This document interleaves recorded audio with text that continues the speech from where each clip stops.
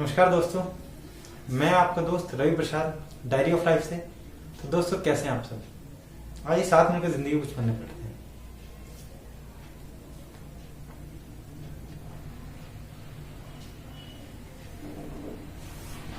दोस्तों, आज का विषय थोड़ा सा गंभीर है। मैं जनरली ऐसे विषयों पे वीडियोस नहीं बनाता हूँ, ना ही ये मेरा सेक्टर है, ना ही मेरी स्ट्रेंथ है, ना मैं किसी मेडिकल अथॉरिटी से हूँ, ना ही मैं इस चीज में एक्सपर्ट हूँ।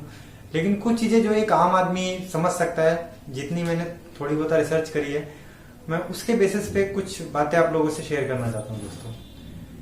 जैसे कि दोस्तों, अभी हम सब लोग जानते हैं कि अभी पूरा विश्व, हम सब लोग, पूरी दुनिया इस कोरोना महामारी से अलग अलग तरीके से लड़ रही है। लेकिन अगर बात करें हमारे देश यानी कि भारत की, तो यहाँ हालात कुछ ज्यादा ही खराब है। उसके दो मुख्य कारण है दोस्तों। नंबर एक कारण की अगर बात करें तो सबसे ज्यादा केसेस, हालांकि इंडिया जो है वो लगभग 2 करोड़ 60 लाख केसेस के आसपास में नंबर 2 पर है, और अमेरिका जो है वो अभी लगभग 3 करोड़ 30 लाख केसेस के आसपास में नंबर 1 पे है, और फिर है ब्राजील जिसमें 1.5 करोड़ के आसपास केसेस है।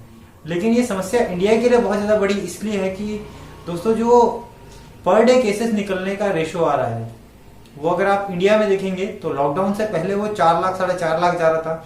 अभी लॉकडाउन के बाद वो घटा है बहुत तेजी से, जो अभी लगभग 1.5-2 लाख के आसपास में आ गया है। लेकिन फिर भी एक बहुत बड़ा नंबर है।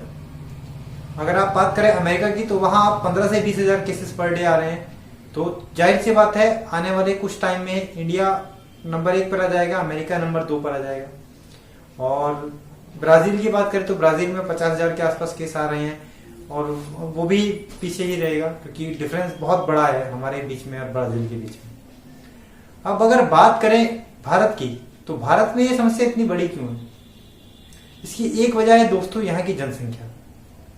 दरअसल में भारत की जनसंख्या, जो अमेरिका की जनसंख्या है वो 33 करोड़ है, जो नंबर 1 पर अभी है कोरोना के केसेस में। ब्राजील की जनसंख्या दोस्तों मात्र 21 करोड़ है। इससे ज्यादा जनसंख्या तो हमारे उत्तर प्रदेश की है। लेकिन अगर बात करें भारत की, तो भारत में अभी 140 करोड़ की जनसंख्या है। और सिर्फ यही नहीं, एक और बहुत बड़ी समस्या यह है कि भारत का जो क्षेत्रफल है वो काफी कम है, क्योंकि अमेरिका का क्षेत्रफल और ब्राजील का क्षेत्रफल, अमेरिका का क्षेत्रफल हमारे से 3 गुना बड़ा है और ब्राजील का क्षेत्रफल हमारे से 2.5 गुना बड़ा है।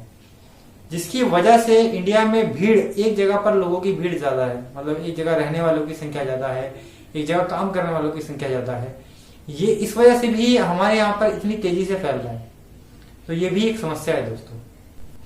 अगर बाकी किसी भी देश की बात करें तो वहां पर ये समस्या इतनी बड़ी नहीं है, क्योंकि इन 3 देशों के अलावा बाकी किसी भी देश में करोड़ का आंकड़ा नहीं छुआ है कोरोना केसेस ने। बाकी सभी देशों में 50 लाख के आसपास ही केस है दोस्तों। अगर जनसंख्या के हिसाब से बात करें हम बाकी देशों की, तो अभी लगभग पूरी दुनिया की जो जनसंख्या है वो लगभग 800 करोड़ के आसपास है, पूरी दुनिया की जनसंख्या।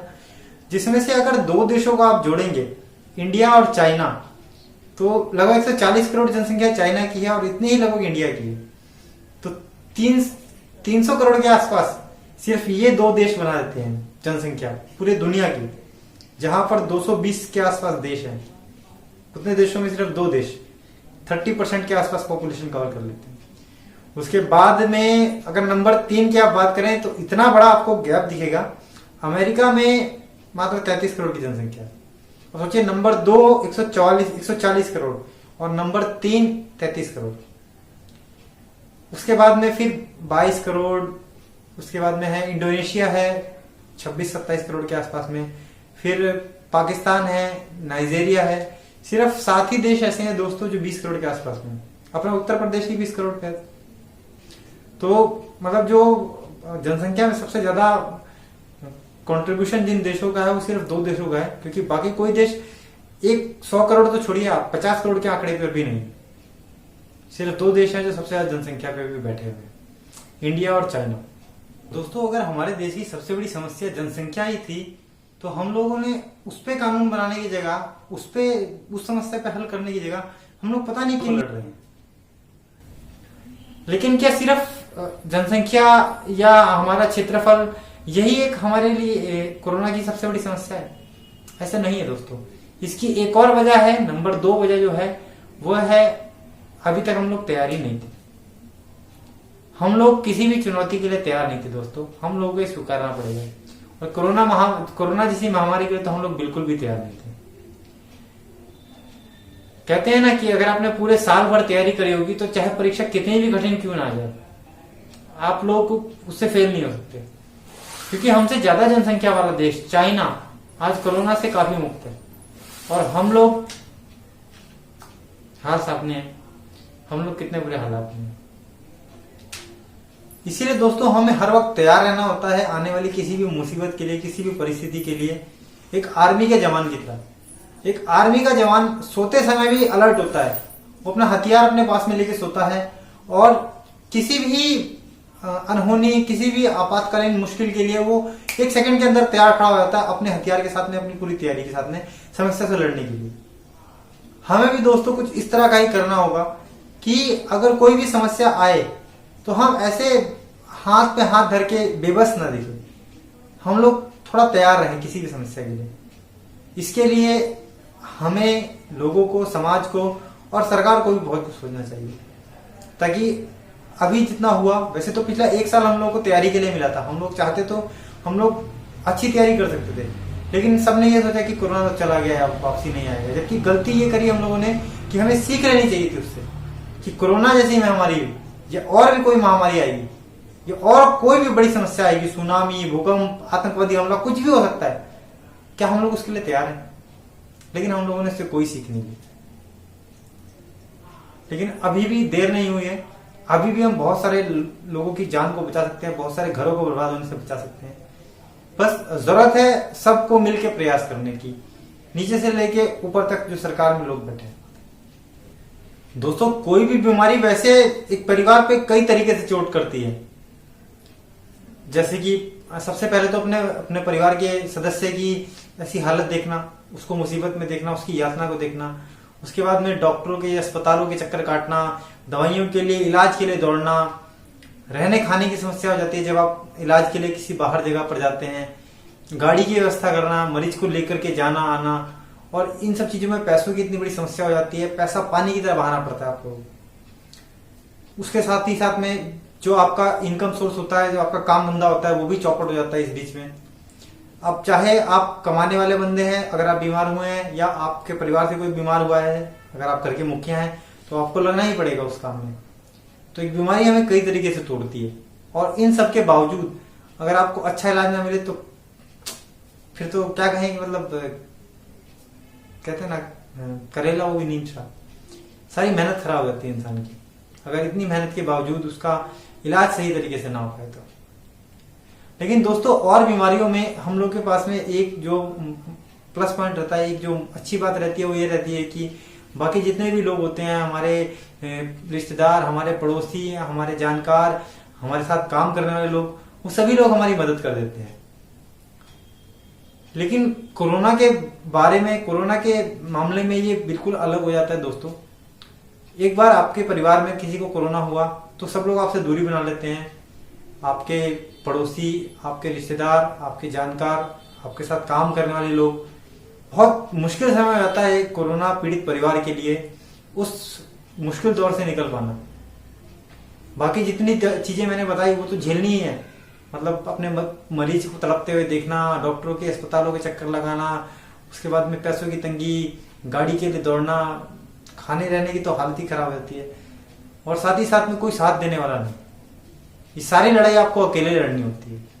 तो दोस्तों ऐसा इसलिए है क्योंकि कोरोना जो है वो फैलने वाली बीमारी है, और बहुत तेजी से फैलती है, और जिसको एक बार हो जाती है उसको पूरा बर्बाद करके दे देती है। कुछ इसके चरण है दोस्तों, मतलब इसके कुछ फेजेस हैं जिसके थ्रू ये बीमारी पहचानी जाती है, जिसके थ्रू इसको बांटा गया है। जैसे सबसे पहले है माइल्ड केसेस, जिसमें कि आप घर पे रहकर ही ठीक हो सकते हैं कुछ दवाइयों के साथ में, अगर आप शुरुआत में ही उसका इलाज अच्छे से शुरू कर दें, बाकी सारे एहतियात बरतें, आप सारे जितने भी परहेज होते हैं वो सब करें, तो डॉक्टर की सलाह से चलें आप, तो आप शुरुआती दौर में घर पे ही ठीक हो जा रहे हैं, वो सबसे अच्छा है दोस्तों। लेकिन कुछ लोग ऐसे हैं जिनको या तो पहले से कोई बीमारी है, या बुजुर्ग लोग हैं जिनकी इम्यूनिटी कमजोर है, उन लोगों के लिए बहुत बड़ी समस्या हो जाती है दोस्तों। क्योंकि अगर एक बार आपको ऑक्सीजन की कमी पड़ी, एक बार आपको ऑक्सीजन की जरूरत पड़ गई, तो अभी के समय में हम सब लोग जान रहे हैं कि अस्पतालों का क्या हाल होगा। अस्पतालों में बेड नहीं है, ऑक्सीजन नहीं है, दवाइयों के लिए ब्लैक मार्केटिंग चल रही है। बहुत बहुत भयंकर हाल है अभी के दौर में। जिसको अपने मरीज को अपने हॉस्पिटल लेके जाना पड़ रहा है, भगवान ना करे ऐसा दौर किसी को देखना पड़े। इतना कष्टदायी वो दौर है, और उसके बावजूद जो बचने का रेशियो है वो बहुत घट गया है। एक बार जिस मरीज को ऑक्सीजन की कमी हुई, जिसको हॉस्पिटल ले जाने की नौबत आ रही है, उसके लिए बचना बहुत मुश्किल हो जाएगा। सबसे बड़ी समस्या यह है कि इतनी मेहनत के बावजूद परिवार अपनी जान को रिस्क पे लेके कोरोना पेशेंट के साथ में जा रहा है, वहां कोरोना वार्ड में पूरे जहां कोरोना के मरीज भरे पड़े, सब कुछ झेलने के बावजूद भी नहीं बच। ये एक बहुत बड़ी समस्या है दोस्तों। जब तक इस बीमारी का कोई इलाज नहीं निकलता, कोई हल नहीं निकलता, हम लोगों ने देख लिया सिस्टम का, सरकार का कितना सपोर्ट है इसमें, तो आपको खुद पर ही भरोसा रखना होगा दोस्तों। देखिए, हर कोई पूरे दिन घर में बैठ के नहीं रह सकता है। बहुत सारे लोग को काम के लिए बाहर भी जाना पड़ता है, कभी सामान लेने भी जाना होता है। पहली बात तो बिना जरूरत के बिल्कुल मत जाइए दोस्तों घर के बाहर। अगर जरूरत है तो जाइए और पूरी सेफ्टी के साथ जाइए। मास्क जरूर लगाइए, ग्लव्स पहनिए, सैनिटाइजर का यूज कीजिए जितना ज्यादा हो सके, और जितना जल्दी हो सके आप वैक्सीन लगवाने की कोशिश कीजिए दोस्तों, क्योंकि वैक्सीन आपकी इम्यूनिटी को बढ़ाएगा, ताकि अगर आपको कोरोना हो भी गया तो कम से कम आपको हॉस्पिटल में एडमिट होने की नौबत नहीं आएगी, आप घर पर ही ठीक हो जाएंगे। और अगर हॉस्पिटल में एडमिट भी होना पड़ा तो कम से कम आपकी जान बच जाएगी, क्योंकि जान से बड़ा साइड इफेक्ट या लॉस कुछ नहीं है दोस्तों। जिस परिवार के एक सदस्य की जान जाती है, उस परिवार के बंदे को पता है वो दर्द क्या होता है। उस वक्त भले ही इतना महसूस नहीं होता, लेकिन बाद में जब यादें आती हैं तो उस चीजों से उभर पाना, और खास करके अगर कोई जवान बंदा घर से चला जाता है तो बहुत मुश्किल हो जाता है उस परिवार के लिए उस समय पूरी जिंदगी काटना। तो दोस्तों मेरी यही रिक्वेस्ट है कि आप लोग सेफ रहिए। अभी के समय में किसी से भी मत मिलिए, चाहे वो आपके पड़ोसी हों, आपके दोस्त हों, आपके रिश्तेदार हों, आपके जानकार हों, आपके साथ काम करने वाले लोग हों, क्योंकि अभी के समय में कुछ नहीं पता कि किसे कोरोना हो रखा है या कौन किस कोरोना पीड़ित व्यक्ति से मिलकर आ रहा है। हो सकता है उसे नुकसान नहीं हुआ लेकिन आपको हो जाए, आपको नहीं हुआ लेकिन आपके परिवार में किसी को हो जाए। अभी के समय में कोरोना का ये भी पता नहीं लग रहा है कि वो किसको कितना नुकसान कर देगा। तो दोस्तों इसके लिए सबसे जरूरी यही है कि आप दूरी बना के रखें जितना ज्यादा हो सके। लॉकडाउन, जहां लॉकडाउन एक तरफ दोस्तों हम लोग की जान बचा रहा है, वहीं दूसरी तरफ बहुत सारे लोगों के लिए, करोड़ों लोगों के लिए ये एक बहुत बड़ी त्रासदी है दोस्तों। करोड़ों लोगों के काम धंधे बंद हो चुके हैं, नौकरियां चली गई हैं लोगों की, लोग सड़क पे आ गए हैं, रहने खाने तक की समस्या हो गई है। खास करके शहरों में जो लोग किराए पे रहते हैं, ऐसे समय में कोई साथ नहीं दे रहा है। मकान मालिक भी आपको 2-3 महीने देख रहा है, फिर देख रहा है कि नहीं हो रहा है तो हाथ जोड़ देगा, भाई अपना सामान अपने का। तो बहुत बड़ी समस्या है दोस्तों लॉकडाउन में लोगों के काम धंधे ठप हो जाने की वजह से।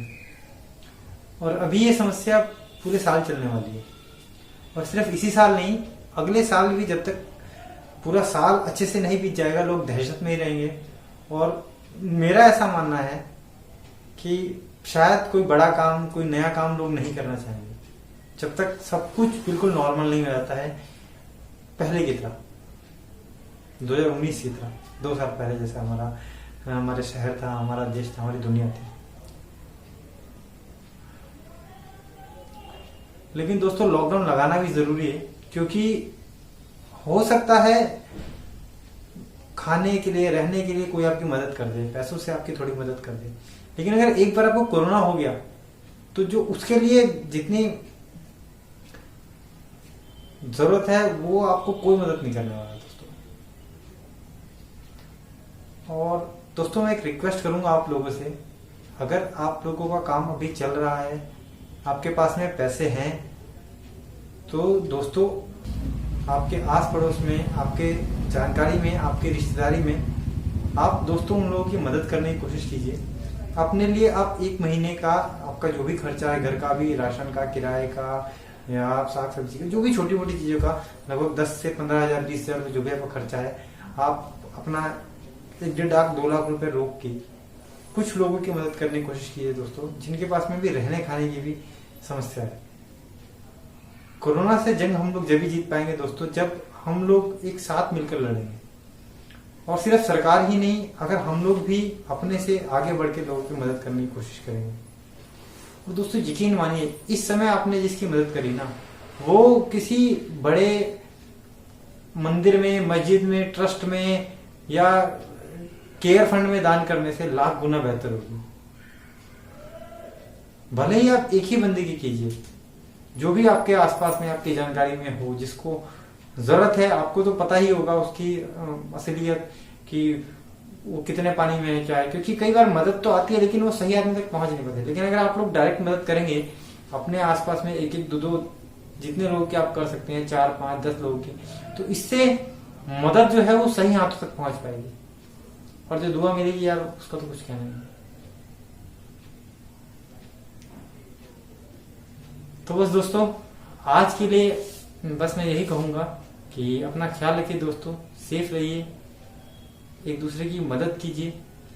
और हम लोग इस लड़ाई से, हम लोग इस जंग से जीत जाएंगे दोस्तों। जय हिंद, जय भारत।